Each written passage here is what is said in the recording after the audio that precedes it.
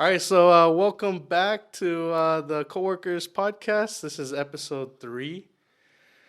Today we got a special guest. So this is a coworker of mine that I worked at my first store. If you want to go ahead and introduce yourself. Yeah. My name is Ray Vega. Like you said, I worked with Elton at Chapman Dodge. Now I'm here, uh, car salesman turned boxer. Now that's what I do. So how'd you even get started in that? Because when we worked together, you kind of ended up leaving that store, and then I like looked at my Instagram, and then you became a professional boxer. Yeah.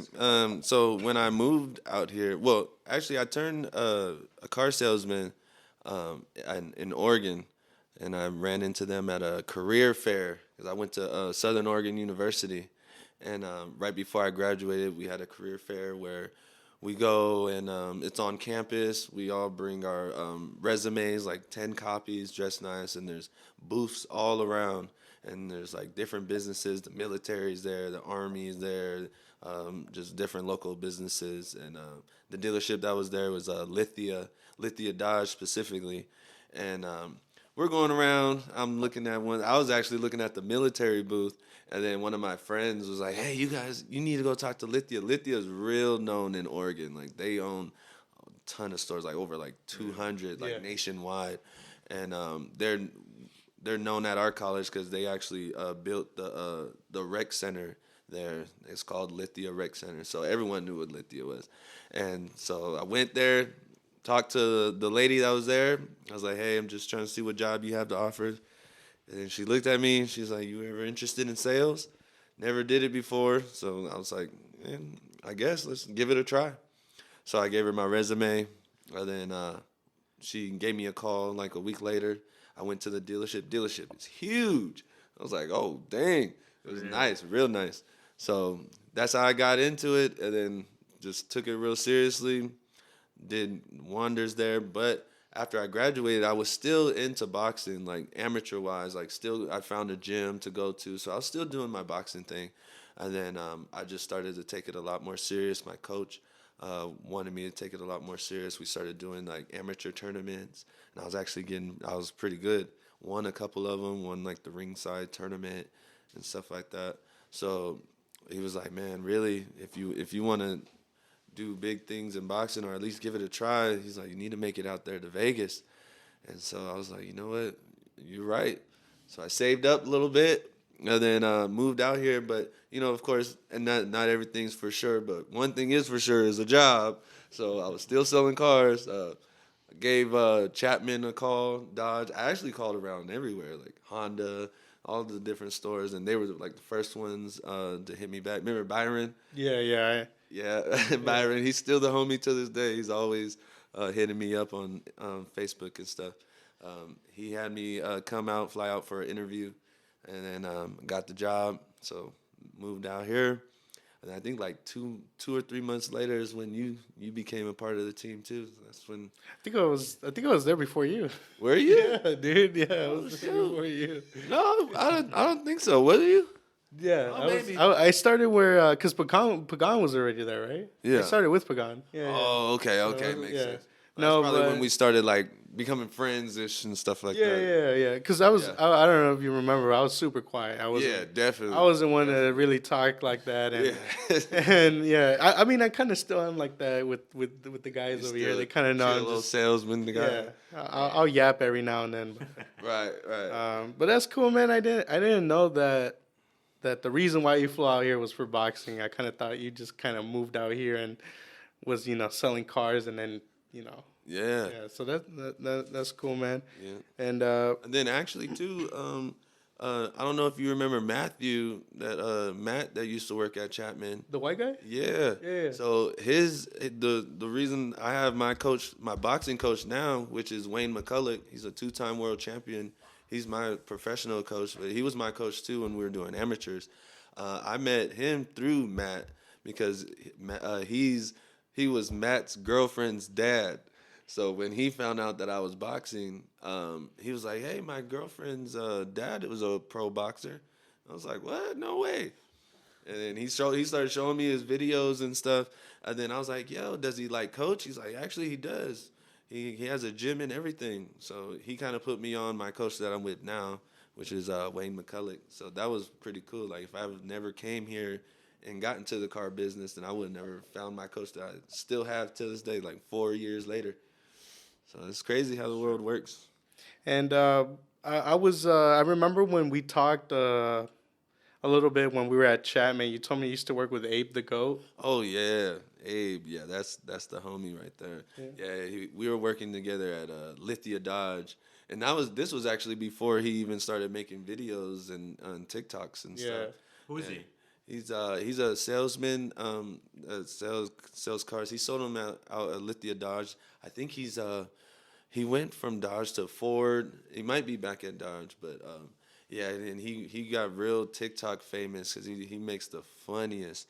He does make some really funny ones. Funniest car salesman videos, like on the lot, and he has a signature thing where he has a toothpick and he'll like walk out. He had a video where he walked through the doors like it was the Wild Wild West background music, and then one of his salesmen was like, "Yeah, this guy."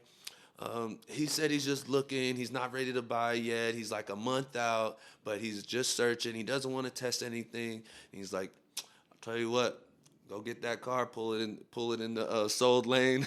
Give me 5 minutes, like stuff like that. Like he's just hilarious. He has some beef going around right now. So there's this company called Delivered, and it's just another guy who has his own company, and basically. He's a car broker, so he gets people who don't want to deal with dealerships, and he'll make deals with them and all that good stuff. So he takes the negotiating part out of the dealership, so his customers just come in ready to buy, they get a good deal. But he makes videos on how to get a good deal and how dealerships can be scummy, and there's some negativity around that from other car salesmen that don't like his content because I guess, I don't know, they're revealing the secrets, but it's something you can do on your own. You know what I mean? You look it up on the internet, you can learn how to buy a car and get a good deal. Yeah. So him and Abe the Goat started beefing. He was just kind of, there's like a joke when you leave the car business, it's usually because you weren't that good at it. So Abe was kind of like, this guy's left the business because he was a failed car salesman. Yeah. And then he showed his pay stubs, and he was a finance manager. So he showed how much money he was making. So he was pretty good at what he did. But he wanted to own his own business. And I think he does like 180 car deals a month himself. So, yeah. And he's charging $1,000 for every car deal. Dang. Yeah, so he's making not bad. He's making some bank. Yeah. And well, you kind of need a team too, right? Yeah. He does all the negotiating himself. He does have like an assistant editor for his content. But him and Abe the Goat just started beefing. The beef actually just ended today. Abe made an apology. Because I'm guessing it's not good for sponsors and all that stuff. And someone had to be the bigger man, Yeah. So, it kind of started like this like war, this big war thing, and I don't know, man. I don't find like a reason to start a whole war over it. You know what I mean? Yeah, definitely. It's not hard to get a good deal. Yeah, usually stuff that starts like that, it's probably because he's trying to get his customers, or Abe's trying to go after his customers. Then all of a sudden, maybe one deal got turned to him, or he said one thing that Abe got offensive on. Usually stuff that's not true, some rumors type of thing. Yeah. Did you guys see that explosion on the Trump Hotel? The news. Oh yeah, I just heard about that. Actually, my coach just told me about that yesterday. Really? You just found out about it? Yeah. I was kind of late to the game. He even asked me, he's like, "What, do you live in a cave?" Yeah. Just been training. Yeah. I was just chilling, and I just saw the news of a Tesla exploding, at the Trump Hotel, and I thought, I was like, man, I thought it was just was it a lithium battery? Yeah. Is this what it's called? Like, they have like a tendency to like explode or something, or they can explode, or until you saw the video. Yeah. Until I saw the video, I was like, man, it's just Tesla being Tesla, And then I looked at it and then I was like, oh shoot. I looked at the video and the video was like, I don't think that's a battery exploding. At first, I was like, wow, it looks like rock salt coming out. He came packing. He was ready to explode. Right? Yeah. Yeah, did you see it though? Like, I guess with the video, the Cybertruck was able to like, I guess sustain the explosion from it going sideways as well. It just kind of blew the top off. Did you see that? Yeah, so yeah. It didn't make as much damage, I guess. As to Yeah, then what you would've spread it thought. out. It just It's put not it like on the top. movies where just like the whole building gets Yeah. exploded and thousands of people just all of a sudden get burned up. Yeah, well, if you would have went in a Hyundai accent, it probably would have that would have happened. Yeah. Little car. Hey man, so you're an athlete, and with you on your Instagram, it looks like you have 10,000 followers, and you got a little bit of a following. So, Yeah.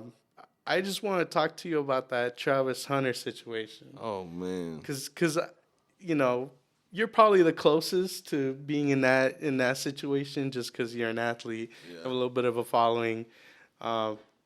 What do you think of all that? Man, I tell you what, I kind of used to be in a situation like that. So if y'all don't know, the Travis Hunter thing is he just won the Heisman. You know, he plays for Colorado for Coach Prime, and supposedly his girlfriend is like a gold digger / just bad person for him because there was a couple things like after his game she wouldn't even give him a kiss and kind of killed the mood for him.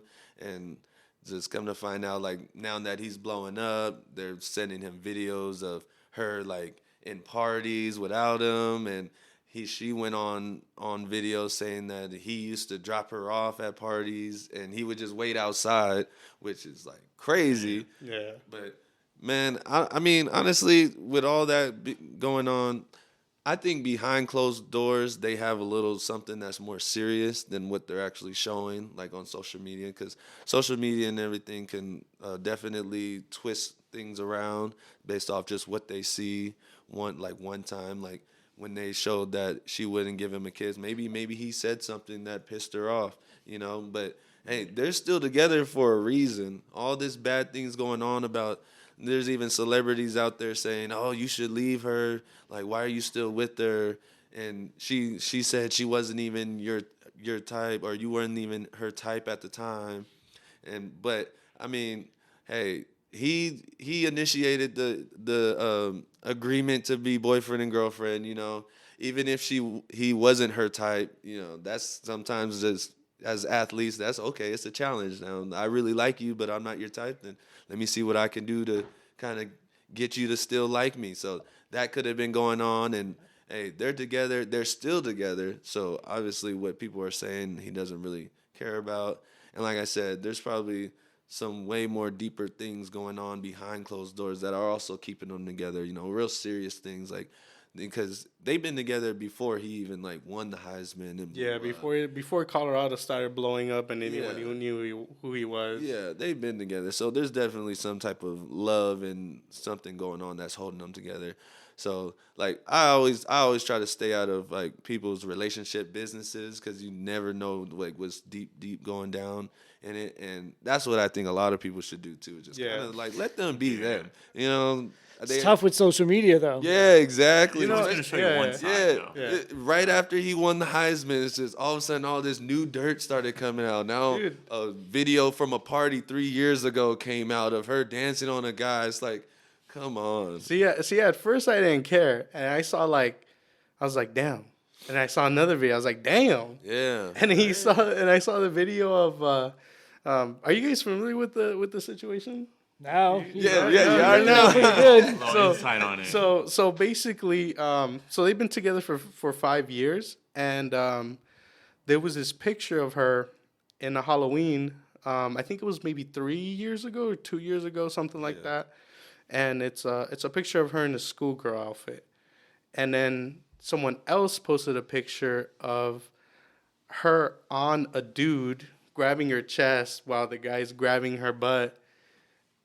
Yeah. Right? And then that same dude put that picture of him grabbing his girl's butt on a t-shirt. And then on the back of the t-shirt, it's the Heisman Trophy. Yeah. So Wow. and I think he sold out on the T-shirt. Man, Yeah, that's a so- good publicity stunt right there. Hey, Yeah. shout out to him making some money off that. I know athletes my age are so glad that social media wasn't around when they were Right? they're that age, you know? Probably would I'm have glad been, there wasn't. yeah, it would have been a lot worse. Yeah, a lot worse. Absolutely. Yeah. So, also I also wanted to talk about. I don't know if you guys saw, but Honda, Nissan, and Mitsubishi are merging together. So the Mitsubishi part, it's like whatever. But when you start talking Nissan, that's kind of like, oh, Yeah. you know what I mean? I definitely saw that and like looked it up a little bit about it, and yeah, it is kind of interesting because they're even kind of unsure of what they want to do fully with it. Because what do you just give it a whole new name, and you know there's going to be stockholders involved because for each company. I do know though that Nissan really needed it though because they were in a financial Yeah, they're not doing deficit. so good. Yeah, so I think maybe they have some type of technology that Honda, Mitsubishi can utilize. I think it's the hybrid technology. So kind of like with I think it's GM. GM gives I think other manufacturers their battery, their hybrid or electronic battery. Oh, I think the Prologue, right? The Prologue uses Right. GM's battery. Uses GM's everything. Yes. Yeah, literally everything. So that's what they're gonna do. That's what Nissan's gonna provide. That value. I don't know what Mitsubishi's gonna do, honestly. Are you going to buy a Hanisa Beachy? But hey, that's a big move for them to keep Nissan alive. Like a long time ago, I remember Ferrari. Ford actually almost bought Ferrari a long time ago because Ferrari was in a deficit and needed to come out of it. But that deal ended up not going on. But they actually got bought by one vehicle they're sold by Dodge as well right now. Stellantis. Um, I think that's what. it's from it's a European company, but they ended up like helping them out because Was they it were like a Fiat? yeah, Fiat, it was yeah. Fiat. Yeah, Fiat ended up buying Ferrari and helping them back on their feet. And man, without that, now Ferrari is flourishing. You know, that's a rich person's vehicle. But that could have ended their whole company. That could have been gone way before we were even born. Yeah. That merger, when you hear it, it's like you hear Nissan and Mitsubishi, and you're like, wow, you don't really think about Mitsubishi, but it's like Mitsubishi was probably hurting more than Nissan was, you know? Yeah. Because you don't see many Mitsubishis on the road. Yeah, not at You all. see a lot of Nissans on the road. It's always like the stripper girl in the Ultima with the ball tires, you know? Right? Going crazy on the freeway. It's always a Nissan. Yep. Man, so remember how on the last episode I told you that it was probably going to be another pandemic? Oh, Yeah, oh, so yeah. there's like a big rise in Where's your inside information coming from? Dude? Yeah, no, That was like a month ago. Dude. Yeah, you need so- to talk to this person and see how they know this shit. Dude, it was for real. RSV, COVID, flu, and there's another norovirus. Ebola too. So West Nile is coming back. yeah, so I mean, honestly, if it does happen, I mean, I guess we kind of know what to expect and how to go through it again. Yeah, my body, my rules. Yeah, right? I was gonna say like I don't think most people are gonna take it as serious. This Yeah, time I don't think around, it you won't. know? No. Yeah. Well, But- until but- people die more. If this is more serious, this is going to be worse, dude, Well- because nobody took it serious the first time. Well, Yeah. bro, when I had pneumonia and that's part of the RSV, and bro, I was sick for a month. I'm young and I don't have asthma, and it was so bad I had to get an inhaler. They had to give me an inhaler. I had mucus in my lungs. They gave me some antibiotics. I don't think what I had really helped. But they did give me I had to go 2 times to urgent care, and then on the second time they gave me some like a mask, and they gave me some type of medicine that helped a lot. So yeah, bro, it was rough. Like my girlfriend told me I was wheezing in my sleep. You know what I wow. mean? Yeah, it was. Yeah. It was You bad. sound normal now. Like, Yeah, I sound. Yeah, if you watch the last episode, I sound you crazy. say, everybody. Yeah, Need some tea. dude, I think I had like 6 cups of tea a day. That's how bad it was. So you think what you had kind of is what the new pandemic is happening? Like more? Yeah. It was RSV, so a respiratory like infection or something like that. I thought you were going to bring up how that first person died from the bird flu. That was. I mean, from what I've seen, bird flu isn't too crazy. It's like Yeah, but It's- COVID wasn't too crazy either. yeah, I think it was a big, like, super overreaction. yeah. So if we were to go into another pandemic, I think we won't go. It has to as- be worse than COVID. Like it Yeah. has to have some. Yeah, but we didn't know what COVID was. Yeah, They- I don't think it'll be as extreme where like the whole strip shuts down and. That's you when I know, moved here. It was crazy. Like I got here and I was like, wow, this is amazing. I can live here forever. There's nobody here. I loved it. There was free That was a good parking in the time. casinos. Well, there's still free parking in certain places. You gotta know where for to like go. 2 hours. You know. Oh no, I go to the only time I go downtown is like Resorts World, and if you have a card, it's free parking. But it's like $18 if you don't have a card. Yeah, it's wild. I would not pay $18 to go to Resorts World. You know, All right, I'm gonna give my 2025 predictions. So, I think if cases, I think there might be another pandemic, but it's not gonna be as severe as the first one. My second prediction is a Chiefs three-peat.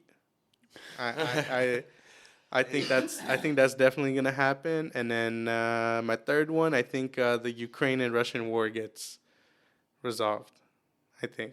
Ooh. Those are my three predictions. I think the best one to have, the most likely to happen is the Chiefs three-peat. Ooh, I definitely agree with the Chiefs ones. You know, there has been no NFL team that's won 3 times in a row. Yeah. But they have an opportunity to do that for sure. If any team was to do that I've seen in the past, I think the Chiefs would definitely be able to do that. Yeah. they have the easiest path. Well, I wouldn't They say have the that, but number one it's seed, Well, but you maybe know. they have the most dominant path. Like Yeah. there's- well, I all didn't they know have to it's- do is beat the Ravens, basically. Yeah, and the Ravens fold every time. Yeah, and the Chiefs are just that good. They're so good. They have the right quarterback with Patrick Mahomes. They have the right coaching, the right whole team. It's just like back when Tom Brady was with the Patriots type of teams. Well, one thing I think people overlook too is like it's a different mindset when you go into regular season and then playoffs.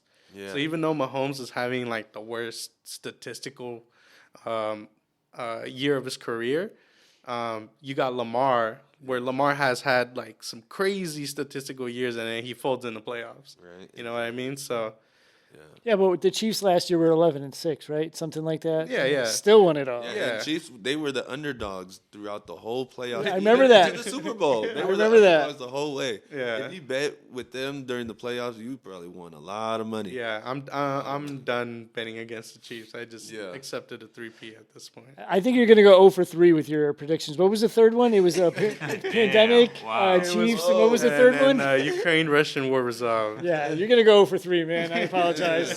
We'll circle back at the end of the year. Right? What about you guys? You guys got any 25 predictions? Uh, No. Yeah, I have nothing actually yet. I think one. Let's see, Bitcoin might hit 200K by December What is that right now? 2025. I think it's at 99, 98. Yeah, it's like between 95 and 105. It got up to like 100 106. something. Yeah, I saw it at 106 at one point. Yeah, it might even got higher than that, but that's the highest I saw. Yeah. So, all it takes is one little trend to just go viral, then all of a sudden it soars up again. Yeah. Or it could soar back down, but that's one of my 2025 predictions that Bitcoin doubles, hits 200K. I say the U.S. is going to, we're going to get Greenland. You know? Oh, I heard of like the that. country? Yep. What? Watch. Wow. No, it's not going to happen. I was going to say, yeah. Oh, actually, I just saw a post though that I don't know if it was true or not, but they showed that Donald Trump considered Canada our 51st state. So they showed a picture of the United States and Canada was. Yeah, all he's the way- think I saw a post of he's that. just- Well, Yeah, yeah, yeah. right. Maybe He's he's just doing yapping. business with Canada. It's like, shoot. It's going to be interesting 4 years coming up. Oh yeah, It is. definitely. Oh, yeah. But so one of the things we do here is we kind of share. It seems like every one of us has had a crazy customer story. Do you have any? Heck yeah, I do. If you want to let, because I have all me, kinds of stories with the customers. so last, so he had a fraud one. Jamie Yeah. had one where his customer ended up stabbing someone and going on the news because Oh of it. my God. And did you share one? Did you I share had a crazy one? I had the crazy one Oh that yeah, I called yeah, every day. yeah. Oh wait, I'm gonna have to bleep that out. Yeah. She ended up getting another car from another salesperson, so she's not my problem anymore. Yeah. I That's love funny. it. That's funny. Yeah. So yeah, man, if you want to share your crazy customer story. I don't have one really that crazy, but one that I could really think of that it was just a crazy situation, but and it was at Lithia Dodge too. So on their dealership, right in the middle, there's like this little mini bridge because there's like a little pond that separates the dealership from the lot, and so you have like two ends that drive paths that come in. So some people sit on the bottom one and some sit on the top. So I was sitting on the bottom path that comes in, and this guy, he was like 18 years old, maybe something like that. He comes in, and so I greet him as soon as he comes in, and he's actually there to try to go fishing at the pond. Like he didn't even think of buying a car, and I was like, "What? There's no fishing." He had the tackle box, fishing poles all ready, and then he came in it was like a 1990 truck. It was just all beat up. And then we just started talking. And I was like, yeah, there's no pond here. But, I mean, if you're interested in looking at some cars. And then, like, long story short, he ended up looking and actually bought this little two-door Fiat, like his first finance car. That's crazy. And, yeah, it was, like, super unexpected. And he didn't even expect it either. And he was really cool, very cool. And even one time when we sold him, after we sold him the car, like a week later, his car actually broke down. Well, not broke down. He got a flat tire like at a Walmart, and he called me up. Out of all people, I was like, "Hello." It's like, "Hey man, I just got this flat tire." But there was no spare tire on the Fiat because they're so tiny. Yeah. Yeah, so I told my boss, and it was actually pretty cool. We actually took the tire off another pre-owned Fiat, like brought it into the mechanic shop, took that tire off. I threw it in the back of a truck and drove over there and replaced it for him until we got it fixed. Nice. So that was pretty cool. That's crazy. Was he legitimately there to fish, or He was was it just like, legitimately oh, it's a there to joke? fish because there's a pond and everything. It's like a very small pond, but yeah, he had his tackle box and his fishing pole right in the passenger seat. Sir, this is a puddle. What are you doing here? Right? Yeah, there's no fish in here at all. There was a couple ducks, maybe that's it. But yeah, he was very serious. And ended up buying a car. So What a great disguise to go in there and trying to buy a car, huh? Pretend like you're going to fish. Yeah. yeah, it was. Let me throw them off and it get was the best set up price from I the can get. beginning. Yeah. Exactly. Probably told his girl, he didn't want to get in trouble by buying a car. He's like, I'm gonna just go fish, just drive back in a new Fiat or something like Man, right? Yeah, that was. that. Yeah. So tell us about what you got going on right now, because I think you have a fight coming up, right? Oh yeah. I got a fight coming up this February 15th, and it'll be out here at the Ahern Luxury Hotel. It's a hotel right over there by the Strip. It's very nice, and yeah, I've been training hard training every day for it. I'm actually going to training after this, and then another session late at night. But yeah, I've been training for that. A fight at 154 weight, so it's called super welterweight, and it's going to be my third fight. And with my coach that I was telling you guys earlier about, Wayne McCulloch, he's big time. He came up around when like Mike Tyson was coming up. He's a older Irish dude. Yeah, he's a two-time world champion. He won the silver medal for Ireland, so he's definitely well known in the boxing world. He's a great coach. So we've been training hard at his camp for that. So I'm very excited for that. February 15th. Definitely show up. If you guys ain't doing anything, I definitely appreciate it. It's going to be live. It's going to be live. It's going to be a lot of people, a lot of pro boxers that are living in Vegas. It's going to be the whole works. It's going to be nice. Nice. Let me ask you something too. When you're boxing out there and you got a crowd or something, are you like focusing on the boxing, or like do you also? I'm assuming like the coaches kind of like yell things at you, right? Like hints. Like, is it hard to kind of implement whatever they're saying? A little bit. Some people actually they get real nervous when they see the crowd and it gets loud and stuff. It's hard for them to focus, but Me growing up, I've always been in sports my whole life, and I did college football as well. So I'm used to being around big crowds, and that actually makes me do even better. And it's a lot of fun. By the time I get to, or anybody who's like getting ready for like a fight or any event, I mean, the more prepared you are, the more confident you are, the more relaxed you are, the more focused you are. So when we prepare really good and we dot all our I's and cross all our T's, by the time the fight comes, we're just ready to go. Confidence is through the roof. And when we get in there, yeah, you hear the loud people and, you hear your fans and your family, but your main focus is your opponent in front of you and your coach. So I might be on the left side of the ring, but like my ears are targeting towards where my coach and where my corner is. So usually like you'll hear the fans every once in a while, but usually that is like muted and you just hear your coach. Well, you know the tone of his voice, so you know what to focus for, right? Yep, yeah. Exactly. And that's your main focus. There'd be some people like my brother, one fight was like, "Did you hear me when I said this and that?" Nope, not at all. I was listening to my coach and that was it. And then sometimes you don't hear anybody. Like that's happened before too, but that could be in a good way too. Like when you're fighting, sometimes I was fighting, I'm just feeling myself. I'm in a groove. So it's just like, I'm just doing me. Just let me do me. Yeah. And then when you come back to the corner, that's why there's breaks in between. You come back to the corner, you get your water or whatnot, and then you reassess your game plan with your coach. So that's usually when he gives you like the best advice. And then when you go out there, you just got to kind of like implement it. But it's some good stuff. It's exciting. It's very fun. Very fun. And I've always liked hitting people and getting in fights. I used to always get in fights, even in football and with teammates and everything. I got to stop doing that. But, yeah, so boxing was just, like, perfect for me. That's what I love doing. How long is recovery after a match? Like where your face feels completely normal? Yeah, honestly, it depends on the severity of the fight. Like, my first fight that I had, I really just only had, like, a little scrape under my eye. But I know my opponent, I broke his nose like in round 2. Like he had so much blood going on, like it was in my hair, on my clothes. So his recovery process was probably like a couple months compared to mine. Like by the next week, I was feeling good. Like you definitely get a little sore after because when you're in there, you're giving it all you got and stuff. But I mean, depending on how much you get hit, and honestly, my face, like I've been hit a lot. In fights and in sparring too, that helps too. It like toughens you up. Yeah. And there's been times where I've been hit like crazy, and I don't really swell up or much, but I get like little marks in different spots, and like that recovers like in a week.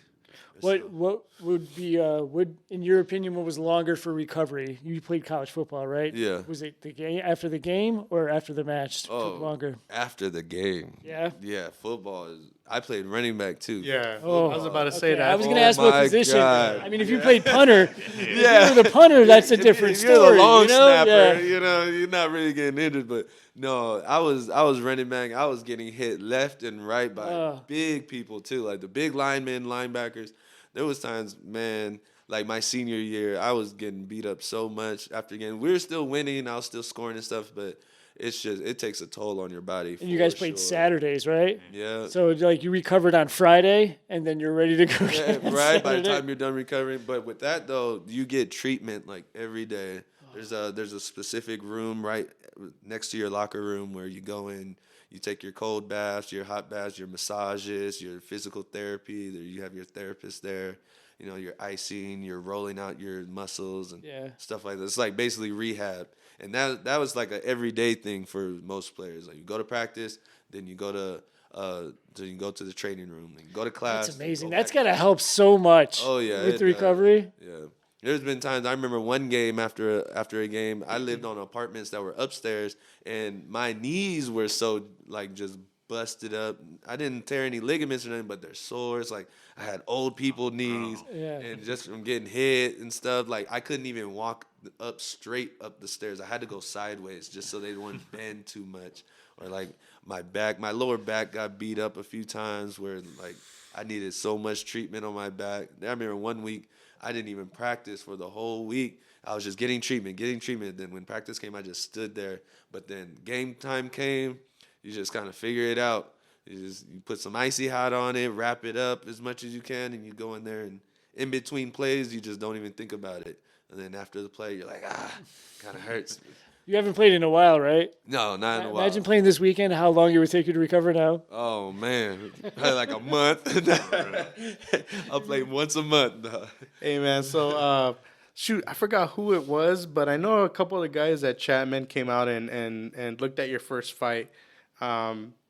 They told me a story that you guys went to go and celebrate, and then there was some dude who at the bar was kind of giving you, I don't know if he was trying to pick a fight with you or something, and then they're like, "Hey, bro, he just got done, beating up some dude. He's a professional, bro." Yeah, man, that always happens. I kid you not, especially out here in Vegas. I don't know why people just always want to fight in Vegas, but yeah, I remember it was after my first fight. I came out here to actually La Katrina. I'm actually sponsored by La Katrina for this fight coming up. So shout out La Katrina. It's a nice little bar / club. Dude, it gets crazy over there. Yeah, I've been there. yeah, man. Yeah, it gets Yeah, it's crazy. wild. Yeah, people just start overly drinking, getting drunk, and even some people, like, when they hear that you're a fighter, they're like, "Oh, you fight? Oh, I fight too." They're just on the street, like, "Let's go!" And then they just try to pick a fight with you. That time though, it was this girl was like kind of just like checking me out, and it was like her ex-boyfriend, but he was there, so. She was like, I guess, trying to like get my attention, and he was feeling some way about it, and then that's when he wanted to fight. He actually shoved me too one time, and then like my peoples came around me and was like, "Hey, chill, you don't want to do that." I was like, yeah, it's crazy out here though. Yeah. I don't know why people get like that, because isn't it kind of a little bit frowned upon to just be out there, especially if you're a professional, to just go out there and looking for fights and. Oh yeah, definitely. When you learn any type of martial art, like if it's boxing or MMA or whatnot, you learn how to take it seriously and appreciate it to where you don't want to just go out there and fight everyone. That's like bully status right there. Then you're just learning the art for all the wrong reasons, So yeah, when we go out there, especially because if you know what you're capable of doing, like that's the last thing I ever want to do is go out to a club and get into a fight, because I know if like I just clocked the one person wrong because he's drunk, and I know how to connect perfectly, and he gets knocked out, hits his head on the floor, all of a sudden he done. dies. Yeah. I go to jail. Over a night out. Yeah, over a night out because I was talking to his girl. Yeah. It's like it's never worth it unless you're in like a death, like life or death situation where you're cornered by like 3 guys. Then of course you gotta defend yourself. But if you can avoid it, just like avoid it at all costs. Yeah, those situations we all think about, when we're in the Yeah. shower. Yeah, if I Yeah, remember. right. I wish someone would just come up to me. Yeah, I was talking to your girl. What do you want to do about it? Yeah, but no, in real life, that is serious. Like, especially as a fighter, if you hit somebody wrong and injure them or whatnot, yeah, you're going to jail for sure. It's bad. Would you ever go back to car sales? No. You have No, honestly, I did not mind selling cars. I actually love selling cars. Like, that was my first job that, like, I was actually paid some good money. It helped me get to where I'm at now. I definitely like selling cars. Like, no jokes, all jokes aside, it was definitely cool. And if you're at the right dealership and you have like, the right environment, and your bosses are, there for you to help you out and stuff, then it can be life changing, and definitely it could be a lifelong career, and some people make it out to be. And then you can, just like any job, work your way up, and maybe one day you be a GM of a dealership one day. So that's always a possibility. Now you're making millions of dollars all because you became a car salesman, So I definitely liked selling cars. I loved it, actually. It was fun. Like, especially when I left Lithia Dodge to came out here, that was actually hard to do, because like I didn't want to, but I knew if I wanted to take boxing serious, then I had to make that move, So even when I left there, I was like, I brought everybody donuts. I was trying to hold back some tears, I was like, because my bosses, man, I loved them, and they were there for me. They were my first sponsors for amateur boxing, and it was just a lot of fun. We were selling cars, helping each other out. The morale was good. The environment was good. So yeah, I think that's a big thing too. Is Chapman was the first dealership I ever worked at, and then especially from like, the desk manager over there who was yours. Yep. That dude was extreme. That dude, Mm-hmm. he'll make you money, but it's like it's gonna cost you. Like Yeah. you have to work for. It's gonna cost you a Yeah, couple hairs. yeah, so- Yeah, you're gonna lose some hair over there. Yeah, when I switched over here to the Finley, my managers were a lot more chill. But they also believed in me, which I felt like at the other store, because I was a green pea and I kind of grew up there. It was just kind of like a little bit, they're like, they would get a closer, like if I like maybe didn't say something they didn't like. Right. So that's why I appreciated it at that job right there. And I was still able to make, $8,000 a month. I came close to 10 at one point. But Nice. yeah, That's one thing you got to do in car salesman. You got to find the dealership that works for you. Some people might love it at Chapman because they like that type of manager that's down and grimy because maybe that's how they are. Yeah. But if you're a chilled, laid back type of person, then find yourself a chilled, laid back dealership to work for. There's one thing about dealerships out here or anywhere, like you can go to different dealerships if you know the right person, or just apply. Like everyone's always looking for new car salesmen. Absolutely. So definitely find the one that works for you, especially if you're trying to get into car sales, and you think that's for you. Give it a try. The first dealership might not be the right one for you, or it might, but if not, don't be ashamed to try to find somewhere else and make that one work for you. But that's the same with even in sports, like in football. There's people transferring to different colleges all the time. It's not necessarily that it's a bad college. It's just maybe just not the right fit for them. And so they go somewhere else, and all of a sudden they end up loving it. And then, that's where they stick with. True. Yeah. In the car business, did you have a last straw moment where you knew this was it? You're never going to do this again? Man, I think I had a couple of those, but then I held back. I remember one time at Lithia, this guy, we do what it's called like a turn, where you turn your customers. So like, say I'm with a customer and they're not really feeling me or whatnot, so you give them to another car salesman that you feel like might be a better fit for them. I did that with one dude, and it was already a stressful week. Managers are on you because you're not making the sales. And I passed it to one guy, and I was already pissed. I was like, man, I needed that whole deal, but I'll take a half. But then when he actually ended up selling them, but then I didn't even get a half. They gave the whole. He tried to take the whole thing. That was one of my last straws. Like I literally hopped in my car. I was about to drive out, and the sales manager heard what was going on, and he went on his little golf cart and parked right in front of the car. And I was like, "Oh, I'm glad you came. Here's my key, like my fob key thing we had lock boxes at the time." And I was like, "Here, take it." And he was like, No. I was like, "Nope, I'm done." That was the last straw.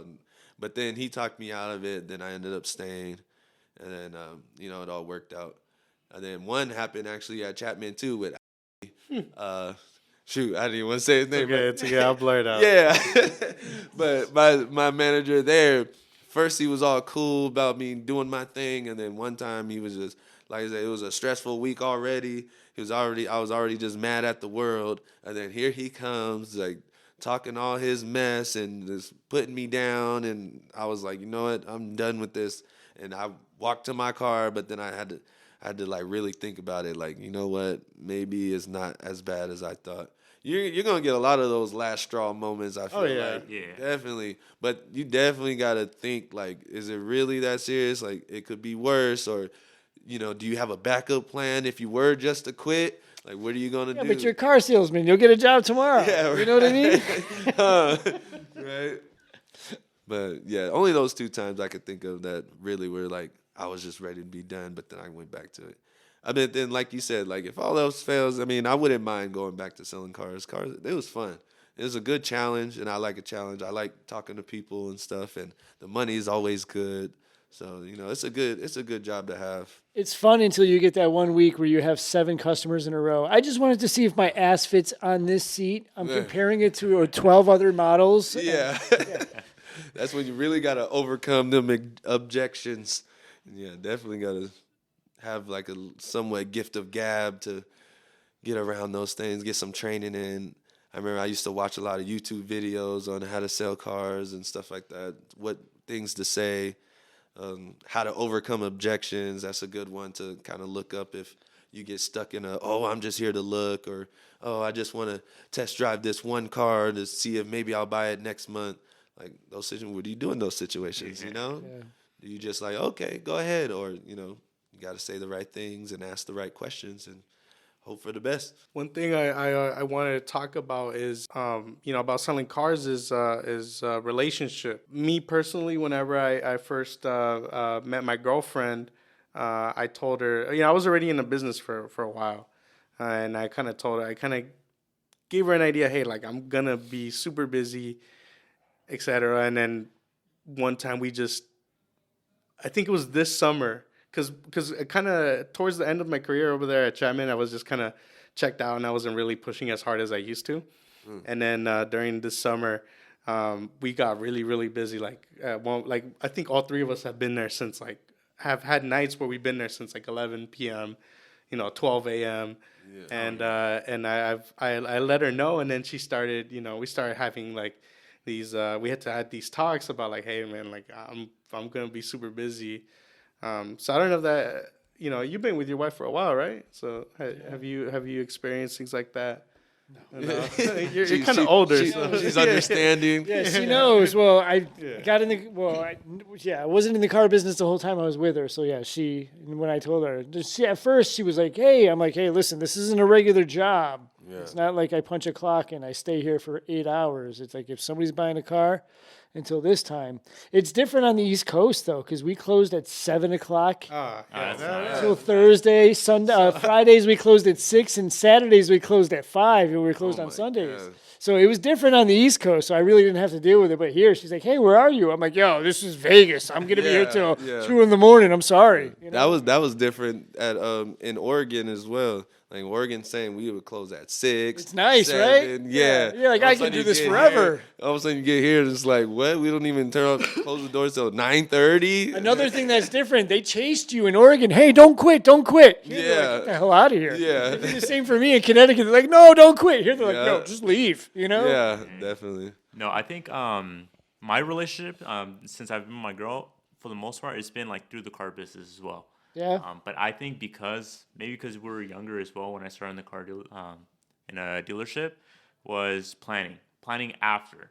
When we want to do something after work, that's it's when just it becomes a problem. You could do it, but I don't know. Yeah. My schedule says 5, but I may be out at 9. Yeah. You know? Like you plan a movie date at 9 o'clock, and then all of a sudden your customer comes in at 8:30 or something. Yeah. Well, what sucks about You're there that? till midnight. Well, it sucks about that is if you're on an up system, you're hiding for half the day because you don't want. You're like, okay, it's afternoon. I have to go someplace so I don't get a customer and get stuck here past 5. Yeah.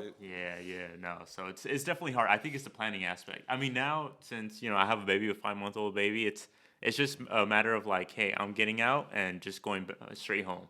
So it's not necessarily planning as much. But no, before, oh my gosh, there's so many things we had to cancel or reschedule, or I just simply missed out on. But it's part of the game, Yeah. When you're in a relationship, you definitely have to have a mutual understanding, and communication too as well. Yeah. If those two things, if you don't have those two things, then it could be chaos. Like you said we were going to go to the movies at 9, and then you end up staying there till 11. But then you don't communicate it with your wife or anything. Yeah. That's when it starts becoming a problem. Or when you let her know, then she's all mad and upset because she's not understanding. So it's two factors. Like if you can find the one that can understand and you guys communicate, then it'll be good. Yeah, now it's a lot more chill. She kind of understands, the severity of how sometimes it gets, and I think the latest I've been at a store is till 1 a.m. and that's because I had to go to Mesquite or something like that. Yeah. So, dude, how is it having a baby? It's because it's different. You said you go straight home after work. Yeah, no. So literally, I think after the baby came, and of course it is a little bit more challenging to plan and stuff, but. Before it wasn't us necessarily going out to clubs or bars. It was just literally going out to eat or, going to a movie and stuff like that. We don't really do that as much. I think for one, like I said, it's maybe the planning with the baby. But also it's just like we kind of just like stay at home with the baby, you know? It's just like during those first few months, they grow up so much. And I feel like you got to just give them your all in order to like, for them to, I guess, feel your love, right? But also just to see them grow. Like every other day now, it's just like something new comes up with her. And just like, you don't really want to miss out on that, you know? Dude, Especially she's since I'm already big, working bro. so long. Every She's time- adorable yeah. too. I saw her at the Christmas Yeah. party. Yeah. Every time you post, I'm like, damn, she's getting big, dude. Like, Oh, yeah, she's growing quick. growing crazy. Yeah, she's long. She's gonna be tall for sure. So I don't know. She might be hooping. Hey, there you go. That'd be WNBA. nice. She's like, hey, Papa, you have my allowance? Right? Looking down on you. Yeah. Has it given you a boost to you know work a little harder and you know take your time a little bit more serious? You know, I know our desk manager kind of talks about things like that. You know, when he would have speeches on like, you know, you're away from your families and you know, yada yada yada. To me, it kind of was like, yeah, I mean, I understand, but I'm guessing when you have like you know someone who's actually very dependent on you, you know. Oh yeah, it's just like she's on, you know, the front of my mind now. And when it comes to like at least the time, I think time management is pretty important now because I don't really work on my day off anymore. You know, sometimes I would come in, you know, maybe work a half shift or a full shift. I don't really do that anymore because I do want to be there with my baby. So in order for that to happen, I either need to plan ahead to where the days prior to my day off, I need to either get the customers in the same day that I'm working, or maybe, you know, schedule it later on, or maybe even have someone that is working on my day off that could take care of my person. Because, you know, that's something that I do, you know, communicate with my customers pretty well is that, you know, I'm not going to be here on this day. Which, you know, prior to my baby, I would be like, yeah, you know, whatever your availability is, it's going to be my availability. I would always cater to my customers. But now it's kind of like, all right, like, you know what, I'm not going to be here this day. Could you do this? Or could you do this day? You know, so I think time management when I'm working is just making sure I put in my all, or just make sure everything, I have dotted all my T's and I's, you know, to make sure that I'm ready for the next shift, or everything that needs to be done that day is done, just to not have to worry on my day off, you know. Yeah, because when you don't have kids, man, like when I was there, I remember I had a dealership partner, I guess. He ended up becoming my best friend too. We would work the first 15 days straight, like no days off. But we had no responsibilities, no kids, no girlfriends, no nothing. So it was just like savage mode, like days off, we're in there any day. But yeah, as soon as you have kids or even a relationship, oh yeah, a lot of things change. Oh yeah. I have a kid, but she was like 10 or 11 when I started in the car business, so it really didn't matter. Yeah, you know? right. Yeah. You're already over it. It should be all right. It's like, I'm playing softball. Yeah. Yeah, go ahead. Go Yeah, with your right. mom. Yeah. It changes though. Changes you. Yeah. If I were you, Eduardo, I'd be using my kid a lot more with the customers. Oh, sir, yeah, we make an appointment at 5:30, and then when they're like at 5:31, I call them. Hey, should I know if I got to tell the babysitter to stay longer? Because Right, huh? Yeah, right. yeah, we got this 5:30 appointment. It's 5:31. Are you going to be here? Because my babysitter's on overtime. I would be doing that all the time with these customers. You know, it is a lot easier to make conversations too. Yeah, with it people is that a already have good talking point. for Yeah. sure. Oh, 100%. It's just, you know, you kind of start relating with them a little bit more, or like even they start asking you questions. They get like really interested and stuff. So it's pretty cool. It just lets you build rapport a lot easier too. Yeah, just like me with having a Filipino wife, that helps with selling cars too. A lot of Filipinos come in. I'm like, hey, my wife's Filipino. Oh, okay. In car sales, you need to know a lot or a little bit about everything. Yeah, exactly. Yeah, definitely. Like you meet so many different people. It's like from- jack of all trades, master of Yeah. none. Yeah. Yeah. Oh, Yep. yeah. Yeah, as soon as they bring up something like, "Oh, what do you do for a living?" "Oh, roofing." "Oh, yeah, I've done that one summer." You know, Yeah. you gotta know a little bit about Yeah. it, shingles and stuff, and Are nails still 33 cents a pound? yeah, Right. right, huh? Yeah, like how'd you know that? One summer I did it. Yeah, that's the biggest thing though with selling cars, being a good people person. You know, if they feel like they're comfortable around you and can trust you and trust your judgment, because sometimes, you know, the customer always being right is a myth. You know, sometimes they come in, they don't know what they want.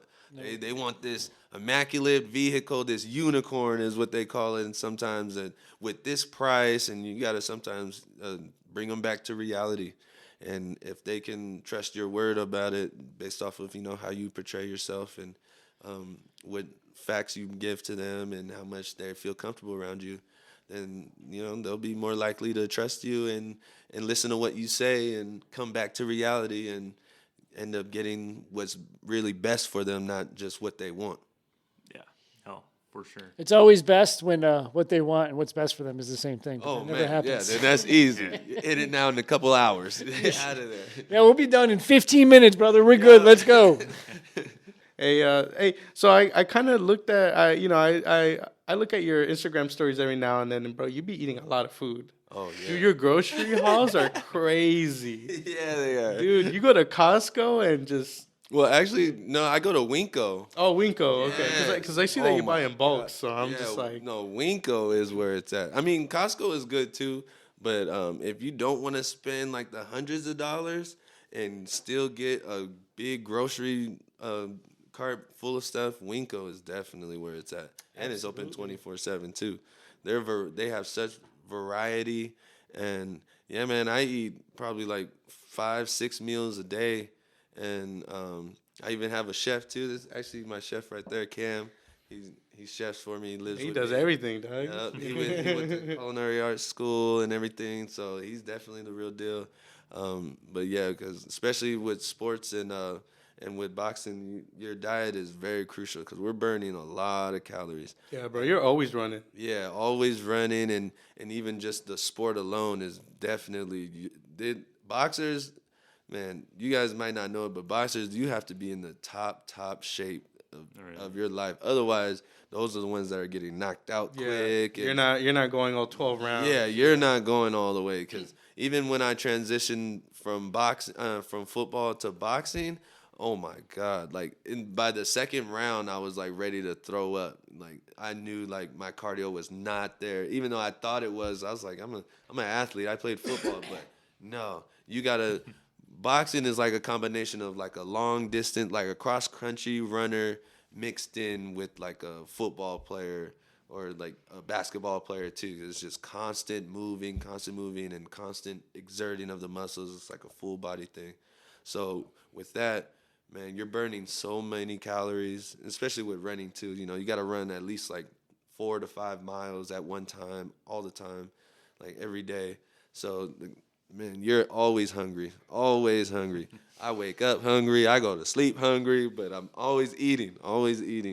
And that's just, and also too, my body type too. It's like some people are a little different, like depending on how your like genetics is and stuff. Some people have like a little slower metabolism, so they can get away with eating like 2 or 3 meals. Like the heavyweights, they're like a lot bigger, so they hold on to their food a lot longer. But if you're the skinnier ones, they definitely run through their food. Like they're eating probably more than me, and if not, then you lose weight really quick. But you use it to your advantage too. Like when I want to stay strong and big, and I'm not really close to weighing in yet. Then I could eat whatever, and the more the better, so I just feel good. But then once you have to like slim down, then I know just once I eat less, because I'm burning so many calories, I'll start to like slim down. Sweet, man. Well, hey, we're reaching the end of the podcast, so we're gonna end it right here. Thank you guys for watching. If you did like the video, I encourage you guys to go look at our other videos where we talk about crazy customer stories, how the three of us over here ended up getting into the car sales industry. So yeah, we're gonna end it. You guys got anything else to say? You got anything to say? Oh yeah, and don't forget February 15th coming up, my boxing fight at the Ahern Luxury Hotel. February 15th here in Las Vegas. Show up, show out, and enjoy the show. Let's go. Sweet. Thank you guys.